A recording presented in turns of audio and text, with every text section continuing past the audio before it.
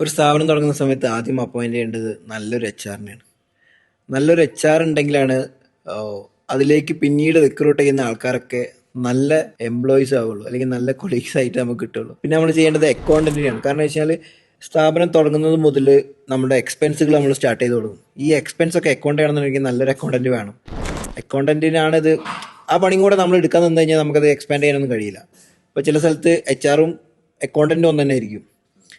അവിടെ ഇപ്പോൾ തെറ്റെന്ന് നമുക്ക് പറയാൻ കഴിയില്ല. കാരണം വെച്ചാൽ ചെറിയ രീതിയിൽ തുടങ്ങുന്ന സ്ഥാപനങ്ങൾക്ക് ചിലപ്പോൾ അഫോർഡ് ചെയ്യാൻ HR-നെയും അക്കൗണ്ടന്റിനെയും അഫോർഡ് ചെയ്യാനുള്ള കപ്പാസിറ്റി ഉണ്ടായിന്ന് വരില്ല.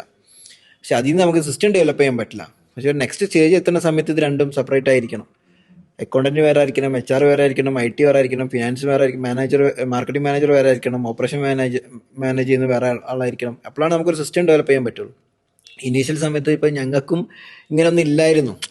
പിന്നീടാണ് നമ്മളിങ്ങനെ ഓരോന്നിനും ഓരോ ആൾക്കാരെന്നുള്ള രീതിയിലേക്കൊക്കെ എത്തിയത്. അപ്പോൾ എപ്പോഴും ഒരു സ്ഥാപനം തുടങ്ങുമ്പോൾ ആദ്യം നല്ല HR വേണ്ടത്. ഈ നല്ല HR-നെ കൊണ്ടിട്ടാണ് നമുക്ക് ഇതിലേക്ക് വേണ്ട, നമ്മുടെ ടീമിലേക്ക് വേണ്ട മെമ്പേഴ്സിനെ നമ്മൾ ആഡ് ചെയ്യേണ്ടത്. ഈ HR-ന് എന്ത് ചെയ്യാൻ പറ്റും, നമുക്ക് ഓരോരുത്തർക്കും ഡ്യൂട്ടീസ് അസൈൻ ചെയ്യാൻ പറ്റും. ഇവർക്ക് അക്കൗണ്ടന്റ് ഇന്ന പണി എടുക്കേണ്ടത്, മാർക്കറ്റിങ്ങിനുള്ള ഇന്ന പണികളാണ് എടുക്കേണ്ടത്, പിന്നെ PROs ഇന്ന പണികളാണ് എടുക്കേണ്ടത് എന്നുള്ളത് ഈ HR-ന് ഡ്യൂട്ടീസ് അസൈൻ ചെയ്ത് കൊടുക്കാൻ പറ്റും. ഈ ഡ്യൂട്ടീസ് മോണിറ്റർ ചെയ്യാനും ഇവർക്ക് സാധിക്കണം. എന്തൊക്കെ പണികളാണ് എടുക്കേണ്ടത്. HR-ന്റെ റോൾ എന്ന് പറഞ്ഞു കഴിഞ്ഞാൽ റിക്രൂട്ടിങ്, ഡ്യൂട്ടീസ് അസൈൻ ചെയ്യുക എന്നുള്ളത് മാത്രമല്ല, ഒരു സ്ട്രാറ്റജിക് HR-ന്റെ പണി എന്ന് പറഞ്ഞു കഴിഞ്ഞാൽ കമ്പനീൻ്റെ A to Z കാര്യങ്ങളിൽ HR ഇൻവോൾവ് ആയിരിക്കണം. ഈ രീതിയിലൊക്കെ ഡെവലപ്പ് ചെയ്ത് കഴിഞ്ഞാൽ മാത്രമേ നമുക്ക് കമ്പനി എന്ത് ചെയ്യാൻ പറ്റുള്ളൂ, നമുക്ക് സിസ്റ്റമാറ്റിക് ആയിട്ട് നമുക്ക് ഗ്രോത്തിലേക്ക് കൊണ്ടുവരാൻ പറ്റുള്ളൂ.